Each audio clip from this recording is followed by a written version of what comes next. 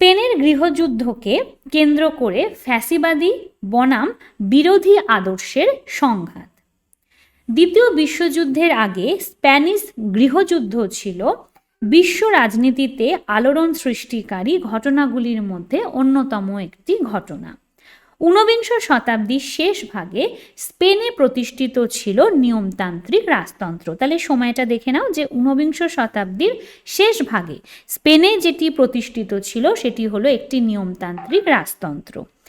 বুর্বো রাজবংশের ত্রয়োদশ আলফান্সোর শাসনকালে স্প্যানিশ রাজনীতি এবং সমাজে বড় ধরনের সংকট দেখা দিয়েছিল। অর্থাৎ এই সময় বুর্বো রাজবংশের ত্রয়োদশ শাসক যিনি ছিলেন, ত্রয়োদশ আলফান্সো, তার আমলে দেখা যাচ্ছে কি যে স্পেনের রাজনীতি সমাজ একটি বিপর্যয়ের সম্মুখীন হয়েছিল। প্রথম বিশ্বযুদ্ধের পর স্পেনের এই অবস্থা চরমে গিয়ে পৌঁছল। এই পরিস্থিতিতে ক্যাটালোনিয়ার সামরিক শাসক, তার নাম হলো প্রাইমো ডি রিভেরা, 1923 সালে দেশে একটি সামরিক একনায়কতন্ত্র প্রতিষ্ঠা করলেন।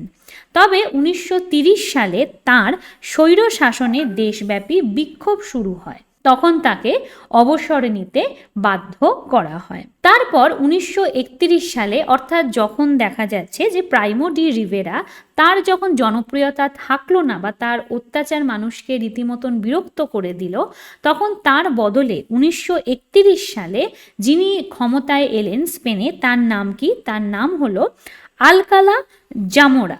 আলকালা জামোরার নেতৃত্বে স্পেনের ক্ষমতায় এলো প্রজাতন্ত্রী সরকার। ক্ষমতায় এসেই এই সরকার কি করলো?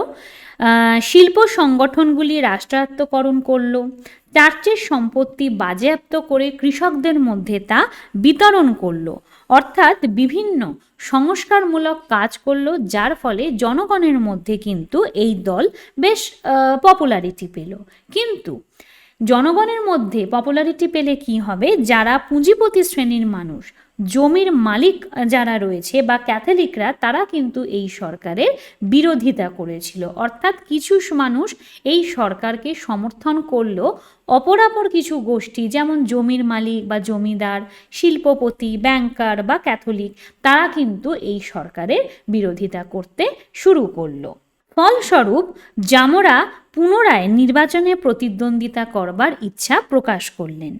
ডানপন্থীরা 1933 সালের নির্বাচনে জয়লাভ করে।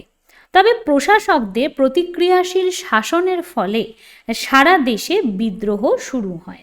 এই অবস্থায় জামোরা 1936 সালে পুনরায় নির্বাচনের ডাক দেন। তাহলে দেশে যখন এইরকম একটা পরিস্থিতি, তখন জামোরা কি করলেন? 1936 সালে দেশে আরেকবার পুনর্নির্বাচনের ডাক দিলেন। 1936 সালের নির্বাচনে সমাজতন্ত্রী, প্রজাতন্ত্রী এবং কমিউনিস্টরা পপুলার ফ্রন্ট নামে একটি জোট গঠন করে। তাহলে দেখে নাও 1936 সালে কি হলো? একটা নতুন জোট গঠিত হলো এবং সেই জোটের মেম্বার হিসাবে আমরা কাদেরকে পেলাম না? সমাজতন্ত্রীদের, প্রজাতন্ত্রীদের এবং কমিউনিস্টদের।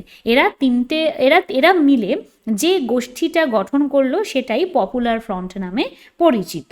স্যান্টিয়াগো ক্যাসারিস হলেন প্রধানমন্ত্রী আর ম্যানুয়েল আজানা হলেন রাষ্ট্রপতি।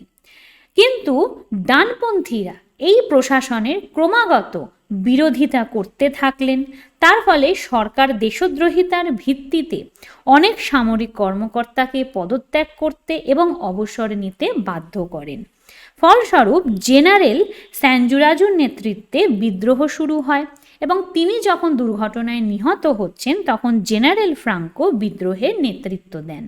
তাহলে স্পেনে একটি গৃহযুদ্ধের পরিস্থিতি দেখা গেল, যেখানে পপুলার ফ্রন্ট নামক একটি প্রজাতন্ত্রী সরকার, অপরদিকে দেখা যাচ্ছে আরেকটি প্রতিক্রিয়াশীল গোষ্ঠী যারা কিনা এই সরকারের বিরোধিতা করে এবং সেই প্রতিক্রিয়াশীল গোষ্ঠীর নেতৃত্ব হিসাবে যিনি ছিলেন তিনি হলেন জেনারেল সানজুরাজু, এবং তিনি যখন মারা যাচ্ছেন তখন জেনারেল ফ্রাঙ্কো এর নেতৃত্বভার গ্রহণ করছেন।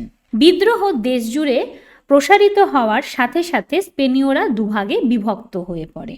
প্রজাতন্ত্রী প্রশাসন শ্রমিক, কৃষক এবং কমিউনিস্টদের দ্বারা সমর্থিত ছিল, অন্যদিকে জেনারেল ফ্রাঙ্কো রাজতন্ত্র, ফ্যাসিস্ট এবং সামরিক বাহিনীর দ্বারা সমর্থিত ছিল। এইভাবে প্রজাতন্ত্রী প্রশাসন এবং সেনাবাহিনীর মধ্যে একটা গৃহযুদ্ধ শুরু হয়ে যায়। বিদ্রোহের ফলে স্পেনের রাষ্ট্রপতি আজানা প্যারিসে পালিয়ে যান। এই গৃহযুদ্ধে জার্মানি এবং ইটালি বিদ্রোহীদের সমর্থন জানায়। খুব স্বাভাবিকভাবে ইটালি বা জার্মানি এরা দুজনেই যেহেতু একনায়কতন্ত্রী ছিল, তখন তারা স্বাভাবিকভাবেই স্পেনের একনায়কতন্ত্রী শক্তিকেই সমর্থন জানিয়েছিল। তারা মানে ইটালি এবং জার্মানি বিদ্রোহীদের সেনা এবং অস্ত্র দিয়ে সাহায্য করতে থাকে, যদিও ইংল্যান্ড এবং ফ্রান্স কিন্তু এতে কোনো রকমভাবে আগ্রহ দেখায়নি, তারা এতে পার্টিসিপেটও করেনি। 1939 সালের 4 এপ্রিল জেনারেল ফ্রাঙ্কো 3 বছরের গৃহযুদ্ধের পর স্পেনে একনায়কতন্ত্র প্রতিষ্ঠা করেন। ফলস্বরূপ স্প্যানিশ গৃহযুদ্ধের পরিসমাপ্তি ঘটে, অর্থাৎ 3 বছর ধরে এই যুদ্ধ চলে এবং ইটালি জার্মানির মতন আমরা দেখতে পাচ্ছি কি স্পেনেও একটা একনায়কতন্ত্র প্রতিষ্ঠিত হয়। কার নেতৃত্বে? জেনারেল ফ্রাঙ্কোর নেতৃত্বে। গুরুত্ব কী ছিল এই স্পেনের গৃহযুদ্ধের? স্পেনের গৃহযুদ্ধ তার সীমানা ছাড়িয়ে বিশ্ব রাজনীতিতেও সুদূরপ্রসারী প্রভাব ফেলেছিল। জেনারেল ফ্রাঙ্কোর স্পেনে একনায়কতন্ত্রের গঠন হিটলার এবং মুসোলিনির জোটকে আরও দৃঢ় করেছিল। ফলস্বরূপ ফ্যাসিবাদী এবং নাৎসিবাদী প্রভাব বৃদ্ধি পায়। এই যুদ্ধ ছিল জাতিসংঘের কাছে একটি ব্যর্থতা। কেন ব্যর্থতা? আমরা যখন জাতিসংঘের প্রতিষ্ঠা পড়েছি তখনই দেখেছি যে জাতিসংঘকে গড়ে তোলাই হয়েছিল বিশ্ব শান্তির জন্য, অর্থাৎ যাতে আবার নতুন করে কোনো যুদ্ধ না বাঁধে বা যাতে নতুন করে কোনো যুদ্ধ দ্বিতীয় বিশ্বযুদ্ধের চেহারা দিতে না পারে, তা রক্ষাই ছিল জাতিসংঘের প্রধান দায়িত্ব।